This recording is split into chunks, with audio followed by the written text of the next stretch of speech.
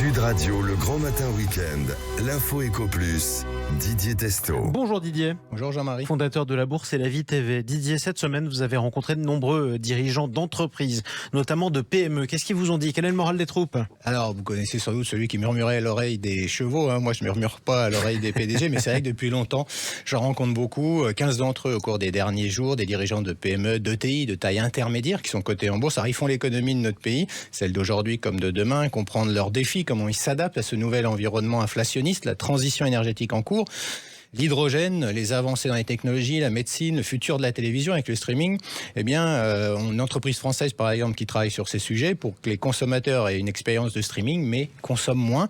On a sur l'énergie, on a vu l'hydrogène avec les infrastructures, cela avance aussi. Ces entreprises sont à la pointe d'univers encore peu connus. Il y en a une qui valorise les déchets pour produire par exemple du biométhane qui est un gaz 100% renouvelable. Et voilà plein d'entreprises donc dans tous les secteurs de l'économie. Donc ça fait beaucoup d'entreprises. Est-ce qu'ils sont inquiets pour l'économie? Ce qui est surtout frappant, Jean-Marie, avec les dirigeants d'entreprise, c'est qu'ils s'adaptent. Je vous parlais de l'immobilier il y a quelques jours avec la hausse des taux d'intérêt. Un distributeur de matériaux explique par exemple qu'il fait en sorte d'avoir les bons stocks pour ses clients, peut-être en quantité supérieure pour éviter les sujets d'approvisionnement. Une autre entreprise avance dans le ciment décarboné. Elle l'a proposé à la filière BTP pour une construction durable. Alors d'autres doivent s'organiser aussi sur le plan humain car il se développe désormais à l'international. Ces entreprises sont situées dans les régions françaises, peu ou pas connues de la plupart des Français. Alors elles sont en bourse, mais la bourse les a oubliés depuis plusieurs mois, préférant les grandes sociétés, notamment la tech aux États-Unis, le luxe ou CAC 40 en France. Ce sont pourtant des entreprises qui créent aujourd'hui l'emploi. Bon, alors ça, c'est leurs sentiments. Est-ce qu'ils sont oubliés par le pays, par la France ? Alors, ce n'est pas, on va dire, depuis effectivement cette année que je les rencontre. Certaines ont 30 ans, 20 ans, donc on a oublié les crises, sans doute, de la plupart d'entre nous pour trouver des financements, se diversifier, conquérir de nouveaux territoires. Alors, un dirigeant d'entreprise me disait, Didier, des crises, vous en avez tous les 3 ans. Ça veut dire que vous devez avoir du cash pour faire face.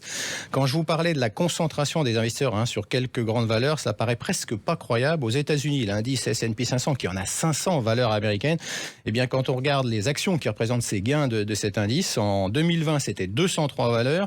Et si on va directement en 2023, 7 actions seulement, avec beaucoup de tech, les Apple, Microsoft, Alphabet, la maison mère de Google, Tesla ou Amazon. Et en France, on retrouve par exemple un LVMH qui a concentré l'intérêt des investisseurs. Les dirigeants des entreprises moyennes se sentent délaissés aujourd'hui par les investisseurs. Ils ne comprennent pas ce désamour. En France notamment, alors que quand on regarde cet univers, donc je disais tous les secteurs de l'économie, donc c'est une diversification des risques. Il n'y a pas que le CAC 40 dans la vie de la bourse. Et ceux qui vous disent que la bourse est en hausse, d'ailleurs aux États-Unis ou ici, mentent tout simplement parce qu'il y a quelques valeurs qui ont fait la hausse. C'est donc, comme disent les spécialistes, un marché haussier et risqué. Alors Martin Bouygues, qui un jour j'expliquais que je parlais aux dirigeants de PME, m'avait dit, vous savez, Bouygues, c'était aussi une PME. Oui. La bourse les a oubliés, certaines ont même décidé de la quitter. Tant que l'investissement vers nos PME ne sera pas une priorité politique, l'attrait de la bourse déclinera au profit du seul capital investissement. Oui, ça rappelle aussi ce que disait Michel-Édouard Leclerc, le petit commerce, j'en viens.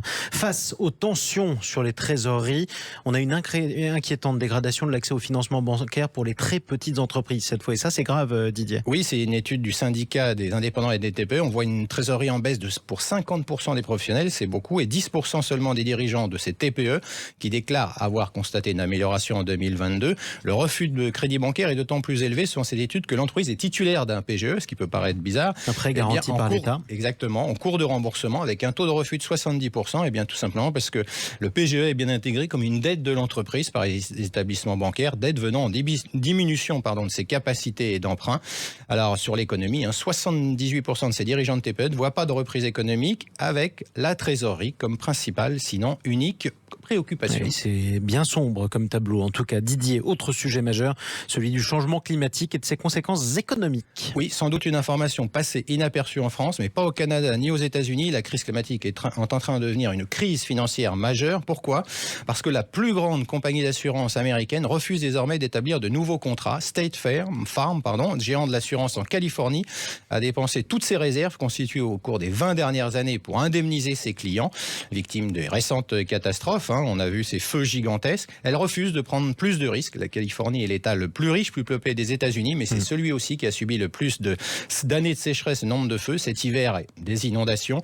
Et 2 autres assurances américaines, dont la multinationale American International Group, également ont signifié aux propriétaires californiens que leurs assurances ne seraient pas renouvelées, selon le Wall Street Journal. Changement climatique augmente le risque des feux de forêt.